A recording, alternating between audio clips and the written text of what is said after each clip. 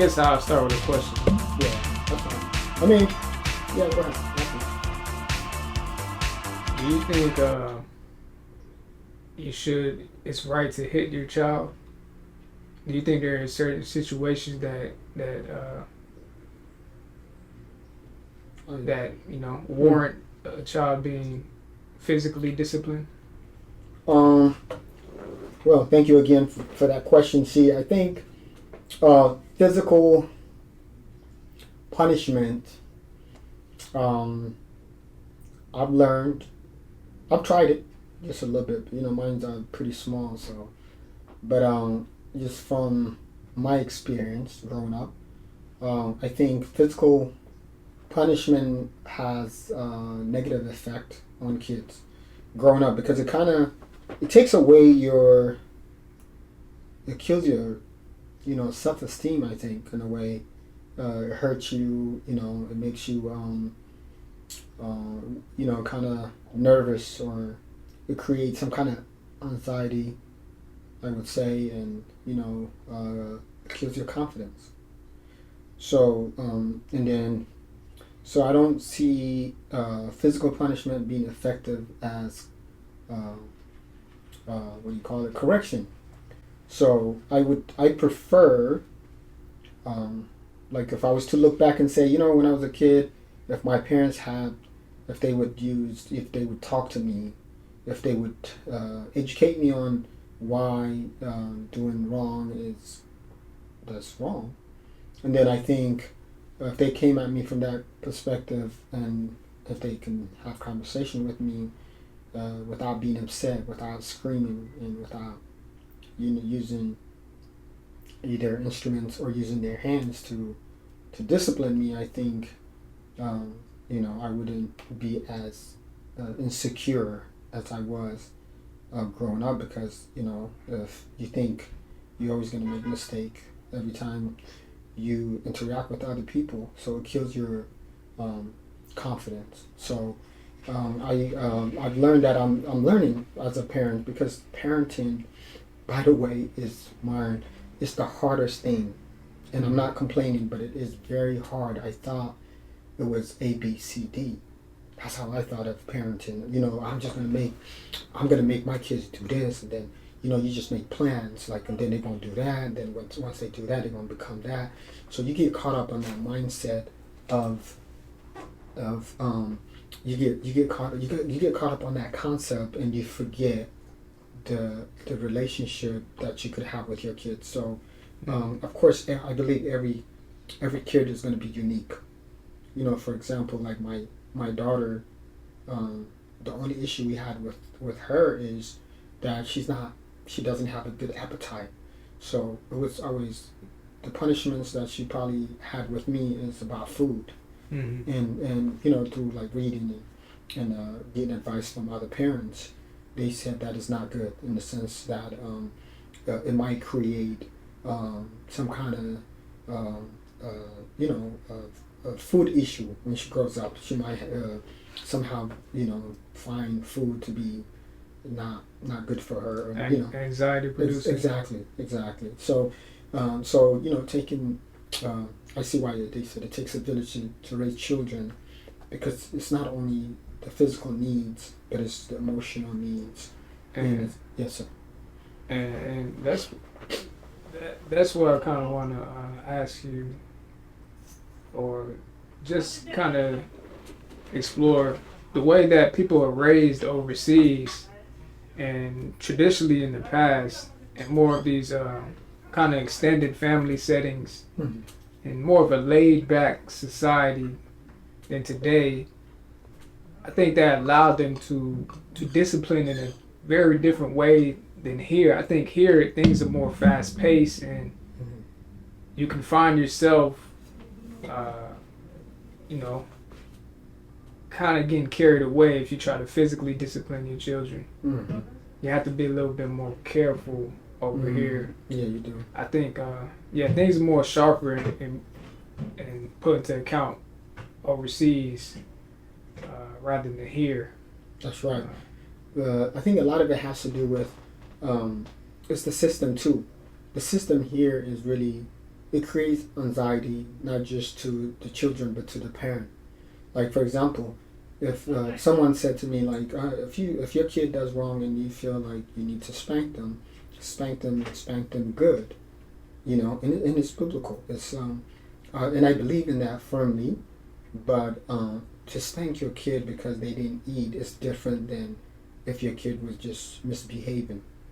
The reason a kid misbehaves is because maybe they disturb. So it's not really. It's not really.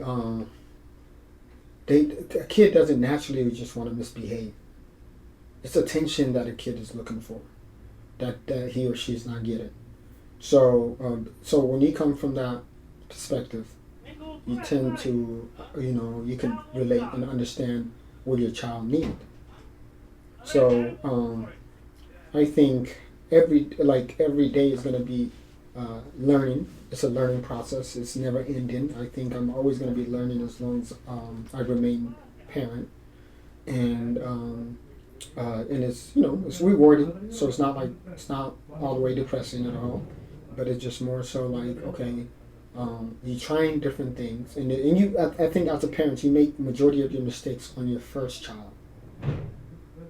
I'm sure for me it was the same thing being the oldest. So I'm sure I can see that, being, and then also as being the oldest too, you always feel as a parent too, you're gonna be different than the middle child or the youngest child of a parent because there was as being the oldest, you always got a lot of pressure, a lot of being you're likely to be competitive and you a lot more strict, controlling. So coming from that background, it's definitely a challenge. It's a very challenging journey. It is a journey being a parent. I can see, because I don't know if you've seen that. It was like a commercial or a cartoon. There was a guy. He was yelled at by his boss, Mm-hmm. who took his frustration out on the worker. The worker took his frustration out on the wife. Mm-hmm. The wife took her frustration out on the kid. Yeah. The kid took his frustration out on the dog, Mm-hmm. and then the dog on the cat. So I'm sure, Yeah. you just like this society back to the difference between overseas or back when things were a little bit more calm. Maybe people could discipline in that way, but today, it depends really. I'm not saying like hitting your child today wherever you're at is not right, but there's also another Bible verse that people don't really take into account when they reference. Yeah, it's biblical to hit your kid, and that's to not frustrate your kid or Mm-hmm. you know make them so angered, Mm-hmm. like you could be by a customer or a boss. Mm-hmm. That is. It's interesting that you said that. Like I said, the parenting, proper punishment. You're big on always, even though you're not a parent yet, you will be soon, hopefully. But I think what you said that was interesting to me is that, correction is how it needs to be. So it's not me personally. I choose not to be the type of parents that wants to use physical punishment. I choose. That's just a choice. I'm only going to do that if it's really necessary. But So what's some alternatives? the other alternatives would be, just first I need to cool myself off because when I get heated, Right. I think I kind of go back to, having similar respond how my parents would have responded. So I think I get caught up in that emotion and I hurt for hurt, kind of thing like.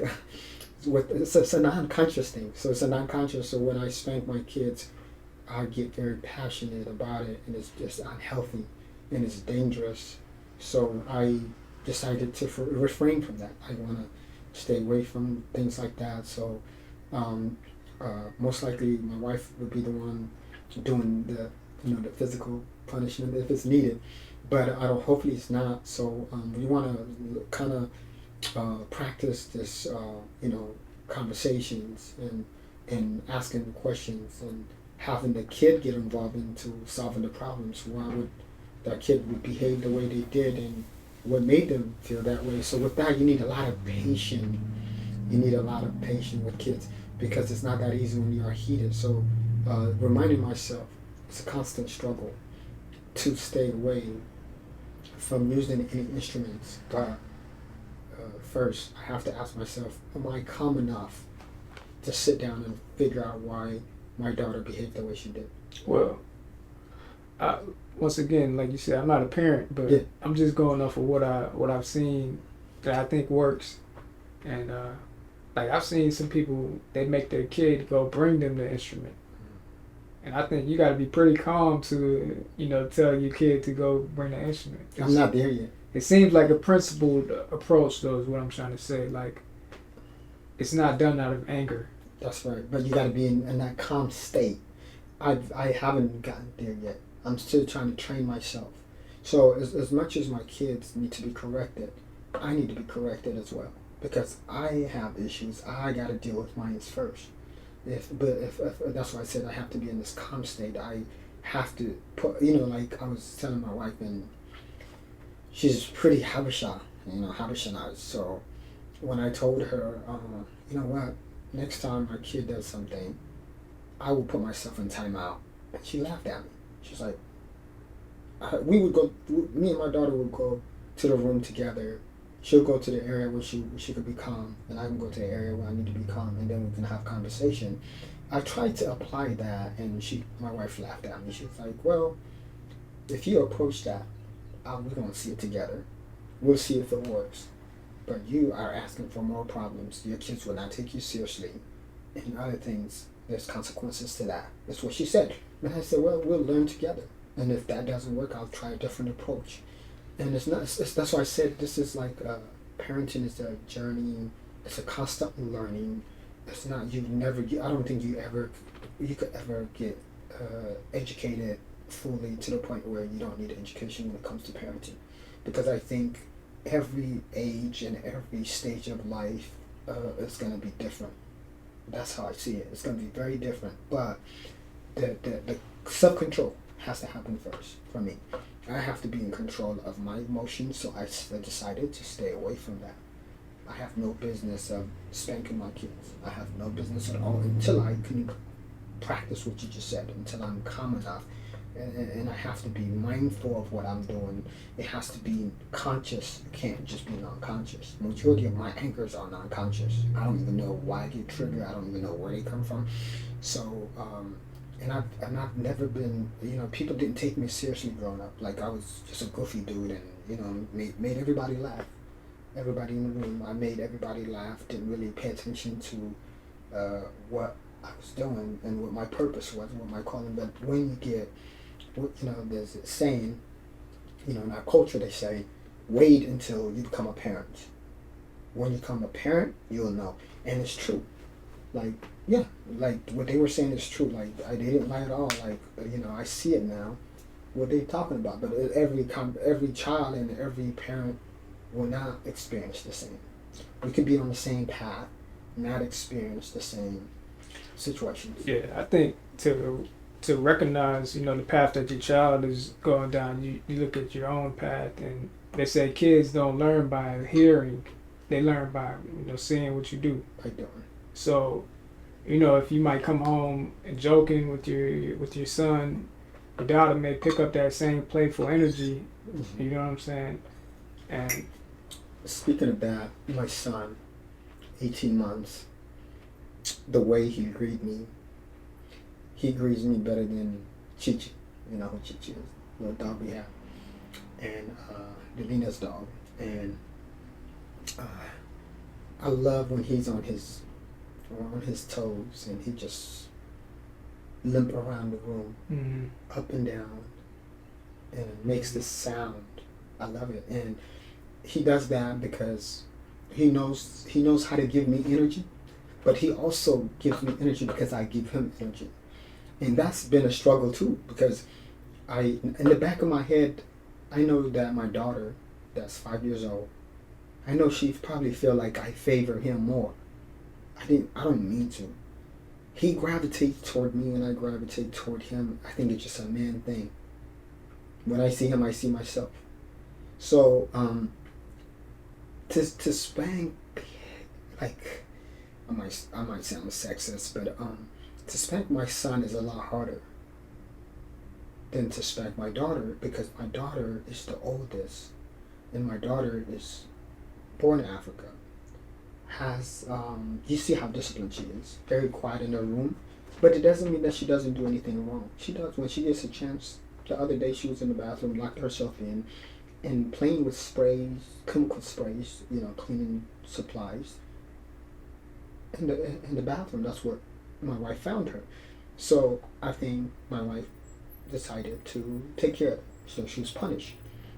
When I came home, my wife told me, and I brought it up, but I just let it be, because there was no point of me, because they already went through the process. For me to repeat that, it would be annoying to a child, because it was annoying to me every time, my mom would tell my dad what I did, so I always kind of look at my life, and I look at my upbringing, and I look at my child's upbringing, and I'm trying my best not to repeat those cycles.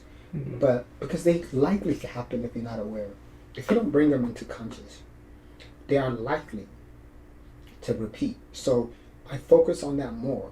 So yes, parenting, I don't imagine it to be easy. And I interview a lot of other people through my jobs, because I work with my job is customer based. So I ask other parents, especially in our society, in the Eritrean, Ethiopian society, and I always ask, what did you do right and what did you do wrong? And some of them would tell me, I did my best, but I think parenting is luck.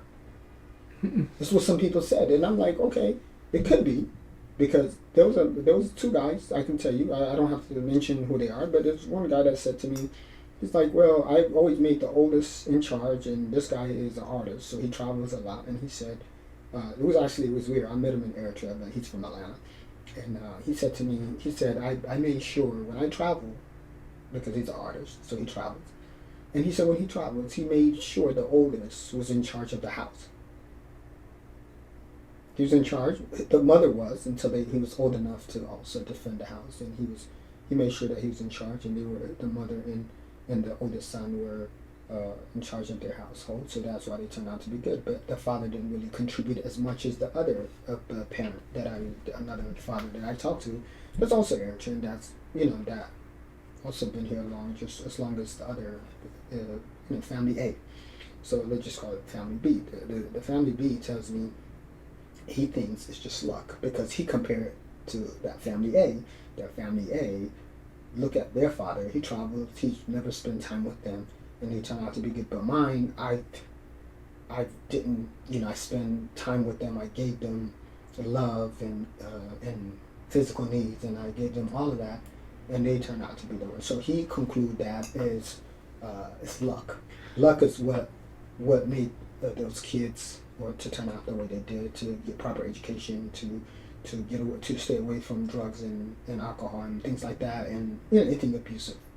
So when I look at that, and I'm like, okay, I'm trying to see who is right and who is wrong.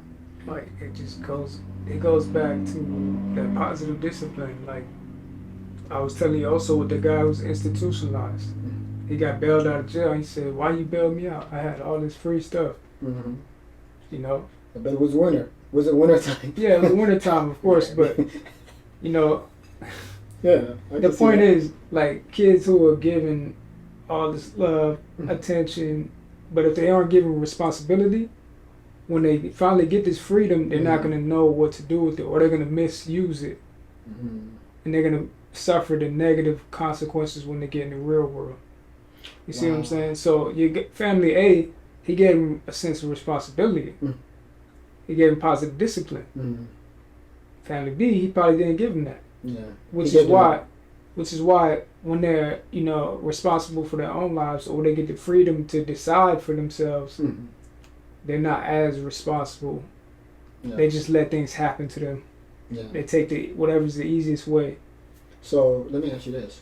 So my wife currently, we are going through this with my son. You see, I spoiled Mickey. He's a spoiled kid, and but it's because he's so young. He's 18 months. So uh, if I raise my voice, he's screaming and crying until I apologize. So he knows that when I give him respect, he gives me respect. So I'm coming from that angle. Yeah, maybe I could be wrong. I am, because it's just like you try and you give your best. Like our parents gave us their best. Right. Even though when I was young, when you were young, we made a thought they didn't give us what we wanted, but they gave us what they thought was the best for us, right? So it's not to take away or to discredit our parents for how they raised us. They gave us what they know and what they could give us, right? I believe you can only give what you have. So I have so much love for my son because I have so much love in me. I give him love, and my wife is saying, "Well, you treat him like this, especially when he's wrong, and you apologize because you want him to stop crying. When he goes to the world will not treat your son the way you treat him." Absolutely correct. May I interject? Yeah. Well done. Remember that book? Yeah. You're not gonna get anywhere trying to fight with your son, and who is naturally, by the way, very cooperative when you teach him what he should be doing. You see what I'm going here? Like if somebody comes to the house and they need to wash their hands, talk to you. He's gonna hand them a paper towel when they get done.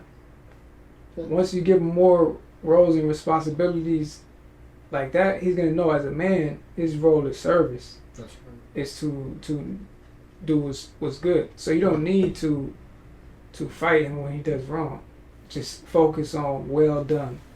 Whatever is good, whatever good he's doing, encourage him in that way. But what about when he does things that's wrong? Like today, what he did is he basically. I was washing the dishes and this kid was on the floor. Basically, he ripped out all the wipes out of it, and he had it all sitting on the floor. And then what I did is I was like, "Mickey, why would you do that?" And it's just natural. Right. Why would you do that? And then, guess what he did? What? No, but you said it there. Even in the book, Well Done, it's when they're training these whales. The whale's always gonna do something wrong. That's the nature of us being, in this fallen world. We're always gonna be sinning, right? That's right. But God is not there condemning us. Same way, like your son, he's gonna make so many mistakes. Yeah. You need to be there to watch and make sure he don't make a big one to hurt himself or hurt somebody else. Yeah. But you need to give him grace when he does make those mistakes. Yeah. As well as playing a proactive role to make sure he's doing the right things. That's right. That's right. That's right. Hand exactly. Right now, he's able to comprehend everything, even though he's not speaking as much as he can comprehend. He knows when you ask him. You see him like he's very structured kid. Like he's very like he knows if you he knows you're supposed to sit on a table and eat your food, and instead you have a plate above your lap. Yeah. He'll go get the table for you. So what he needs is a routine, and this routine and being consistent, which I lack the most. I promise you, lack. The things I lack is discipline and consistency. So how can you give it to your son? That's what I'm saying. I lack that, but he's teaching me to be that. So I'm motivated when he since he wants me to be consistent with love, I want to be consistent. And I think that's how he'll know he's loved, rather than you saying, treating him like babying him with and playing with him. The real way he ingests that he's loved is when he makes a mistake, because then he sees the grace he's getting. Then he feels it. He'll know naturally he's making a mistake. Yeah. Once you pick up everything and you take your time with him and give him that grace, he'll understand. Okay, that's not the way my daddy who loves me thinks I should go. So out of love for him, let me pay attention more. Let me focus more on what I should be doing. I think. I think so. I only got to experience full responsibility as a parent, I would say, for the past 2.5 years. Almost, yeah, exactly 2.5 years. And I'm still learning because it was the most challenging part is a kid that you didn't raise for 3 years and a wife that you didn't live with for almost 5 years come and live with you. That right there was a challenge. It definitely was some adjustment, and that's why I said I made mistakes with Shalom, with my oldest, and I decided to work on it. I'm working on it, and I'm trying to be a better parent. I want to be a better parent because I just feel like if her and I fight instead of correction, it doesn't do anything. It doesn't do anything. Like, yeah. Envision what would it look like if you can whip her calmly. It would be different. How would that? I mean, it would be different because. But the thing is, like, it's not for everybody. It's not for everybody. I'm not saying this is what you should do, but like, I would coming from a passionate application of that kind of discipline. And I think it is possible to still use that form of discipline, but in the appropriate way. But go ahead. My purpose or my reasoning for not that, it's not that I don't believe, because it's biblical, to spank your kid when nothing, we were spanked. Nothing happened to us. Of course. There's side effects. No, there's side effects. No, there's side effects. When I say nothing happened to us, meaning physically we didn't die. Right. And that's because that's what we were taught. We were taught by spanking you're not going to die. So because we saw that, we think it's okay. But are we damaged on different levels? Yes. Because some of that, remember I said, that creates insecurity. You look for love from others. Some of us struggles with, being shallow of females, and trying to get love from females and beauty and things like that. We do the most to get love because we didn't feel like we were loved. So the things that I want to convey here is that with my kids, not spanking them is not because I don't believe in spanking. I just don't. I want to know the reason, and I have to have a purpose for that. That when it's needed, when it's needed, it comes handy. I probably will use it, but I want to be able to practice calmness. I want to be able to be cool. Yeah. I want to be able to be cool. Like you said, what would it look like if I can do it from a space in mind of I'm only doing it because I'm trying to save your butt, because the world don't care about you. You're gonna be right in the system before you even hit 20. That is where I'm coming from. But in order for you to do that, you have to have the grace of God. God has to give you patience. You have to have wisdom. You have to have calmness. You got to be one. Oneness is important. If you don't have that, you're not healthy. Like I said before, you can't give what you don't have. I don't have that yet. While I'm building that, while I'm working on myself, at the time that comes, and if by then, hopefully I would graduate from it, and I'm able to use it in the most effective way without being, without harming them. You understand what I'm saying? So now I'm more afraid because I've been able to see myself and how I behave and how I act when something like this, when incidents do occur. So what I'm saying is, there would be a time that I probably, and I pray that I don't have to. Because the time that I spend with them that I'm worried about is very limited. Because I spend short time with them, I don't want my kids to see me as the person, as a father that's a threat. That's a threat to them. I want the little time that I have with them, the 2 hours, the 3 hours, because I'm a breadwinner, so I'm out and about. So I don't have that time that I want to give them. So the time that I have with them has to be intentional, enjoying each other, playing with each other, doing our chores and doing our routine is how I want to imagine, raising my kids here.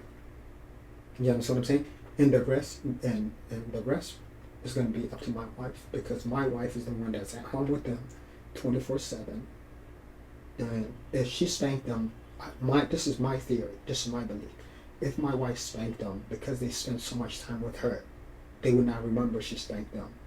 If I spank them one time and I don't spend that kind of time with them, it's unhealthy. It creates unhealthy relationship. So, how'd you introduce to your son and your daughter a sense of moral direction with the schedule that you have now? How could you start influencing them in a way that's habit based and that can help them form a discipline? Let me start with my oldest. With my oldest, first of all, she has to trust me. I have been inconsistent with the way I behave when she does things wrong.